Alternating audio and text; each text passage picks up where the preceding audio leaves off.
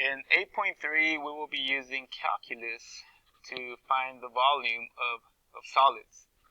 And we will be doing this by revolving rectangles around an axis of revolution. Go ahead and copy this into your notes, and I will show you an example. So if we take this rectangle, the rectangles that we've been using since we started calculating Riemann sums, the rectangles that led into the integral, remember the infinite amount of rectangles, the summation of the infinite amount of rectangles led on to integration. Well, let's go back to that rectangle, that single rectangle, and let's revolve it around the x-axis. So let's say this is the x-axis, and revolve it. We will get a shape that looks something like this. Okay, so if we revolve it, let's say it revolves and it leaves a trail. So we create a solid. The solid that it would create is this disk. And by the way, I do want you to copy this down, so make sure you are copying this diagram into your notes. Okay, because this is what's going to lead into the volume. Well, this disk looks a lot like a short, stumpy cylinder. And back in geometry, you guys learned that the volume for a cylinder is not area, volume equals pi r squared times the height. Okay, same thing is going on here, except we're calling it a width. Okay, so pi r squared times a width. Well, in these little rectangles that we've been working with since we were talking about integration and summation of rectangles, this width was labeled as dx. Okay, so we're going to use that to create our formula, which we will get into it a little later in the video. Right now, I just want to make sure that you understand that the width of these rectangles will play the role of dx. Now, remember, if this is the x-axis, when we revolve this rectangle around the x-axis, the x-axis would be the axis of revolution. Okay? Now, remember that in calculus, more specifically when we're integrating, integration is the summation. So, when we integrate, we are summing up an infinite amount of rectangles. So, what would happen if we were summing up an infinite amount of rectangles that at the same time were revolving around an axis of revolution? Okay, so go ahead and take a break from taking notes and just pay attention to this. So let's go ahead and focus on this function here, this random function. Now, let's say we create rectangles underneath this function, but at the same time, they are revolving about the x-axis. So we've got this. Again, you don't have to draw this, don't do this, but just pay attention to this. So all of these rectangles, I tried to pretty much draw a bunch of rectangles underneath this function here. And now what I want you to do is I want you to go ahead and pay attention to this diagram here. So it's going to show you what it looks like to draw an infinite amount of rectangles that at the same time are revolving about an axis of revolution. In this case, that axis of revolution is the x-axis. And as more rectangles are revolving, So an infinite amount of rectangles are revolving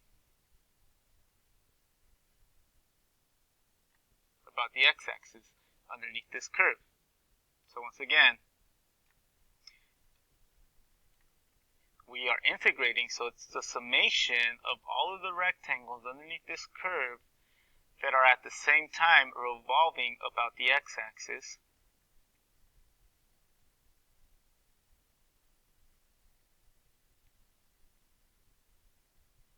They make a solid. Okay. And here's a more three-dimensional figure of that solid. So we do have a three-dimensional figure. So this is why I say we are finding the volume of a solid.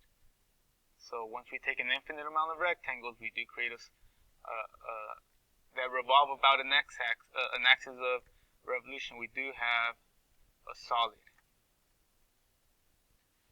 And this is called a volume of a solid of revolution. The x-axis in this case is the axis of revolution.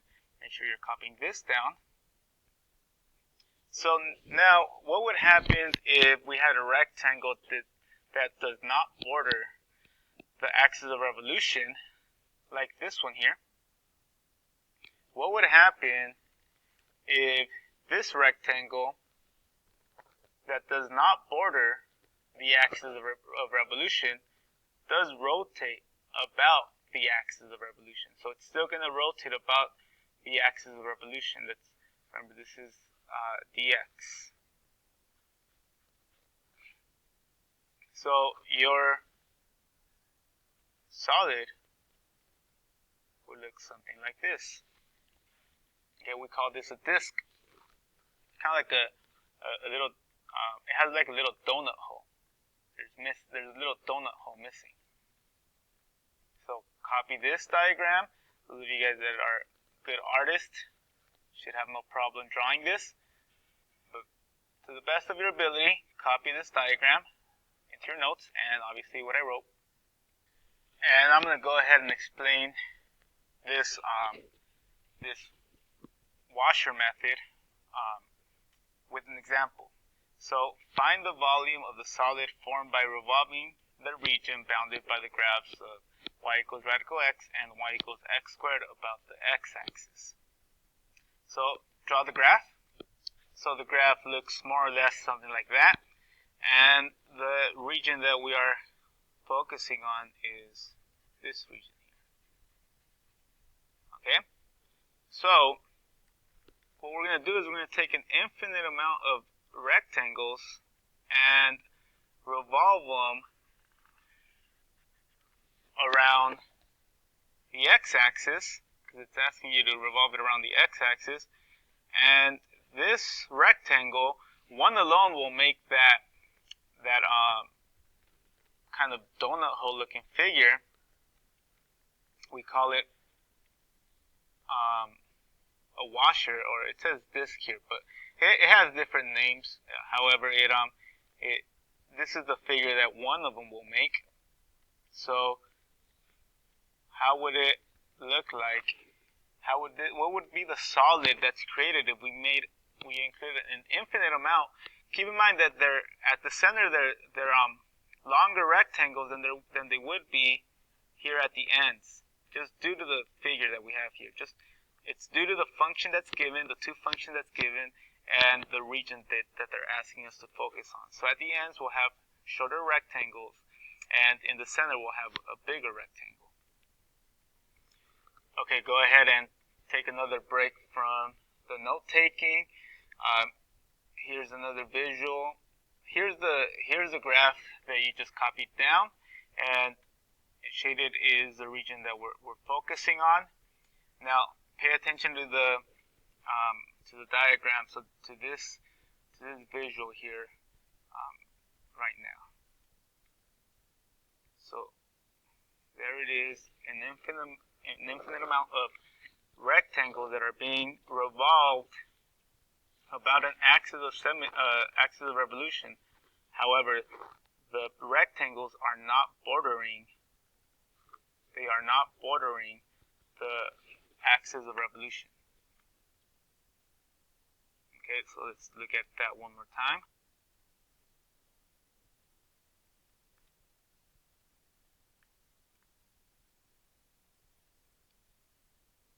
There it goes, there it goes. And let's see if I can show you guys a 3D visual of this. So this is what you guys see, but this is actually what it really looks like. So you notice how it kind of has like a little, it kind of dips and it kind of has an open, and it's kind of like a funnel looking interior in it, like it's warped in. It's kind of warped in and kind of has a funnel figure to it. Okay, and your solid looks more like this diagram here. So go ahead and, again, to the best of your ability, try to draw this. It will take, we will be doing a lot of drawing in this section because this is the part that you need to try to get the most, is the visualizing part. You can't visualize this. You don't know you can't visualize what you're finding the volume for. It makes this topic extra harder. So draw it, again, to the best of your ability. Rewind it if you need to see the 3D diagram. But now let me show you how to calculate the volume. But before I do that, I'm going to backtrack a little. I'm going to go back to the other slides. I want to go ahead and mention that the radius of these solids, when we take one rectangle at a time and we rotate it, the radius of the solids is just pretty much wherever the rectangle touches the function. It's pretty much the function. Okay?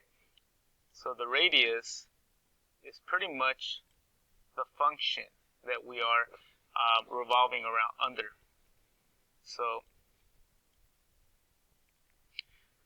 notice that this little r, this big R, well, now we have a large radius, the longer radius that stretches from the axis of revolution up until the end of your solid, and then we have a little radius, a shorter radius that extends from the axis of revolution up until that interior, that donut hole.